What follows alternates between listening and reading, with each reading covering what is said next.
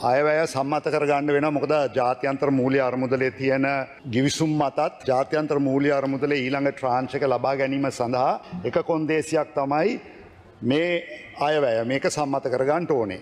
හැබැයි අපි යෝජනා කරනවා මේ සභාවට ආණ්ඩු පක්ෂයට විශේෂයෙන්ම අතිගරු ජනාධිපතිතුමාට මේ අයවැයෙන් අපට ඊළඟ වසරේ වියදම් කරන්න ඕනේ ප්‍රතිපාදන සහ තියෙන මේ ප්‍රශ්නෙත් එක්ක මේ අයවැය ප්‍රමාණවත් වෙන්නේ නැහැ. අදාළ වෙන්නේ නැහැ. ඒ නිසා වහාම පරිපූර්ණක ඇස්තිමේන්තු ඉදිරිපත් කළ හැකි ඉක්මනින් අවශ්‍ය මුදල් අපට පුනරුත්ථාපනය කිරීම සඳහා ජනතාවට ඕනෑ වැඩ ටික කරගන්න ඒ පරිපූර්ණක ඇස්තිමේන්තුවක් පාර්ලිමේන්තුවට ඉදිරිපත් කරන්න අපි විපක්ෂය හැටියට උපරිම සහයෝගය ලබා දෙන්න සූදානම්.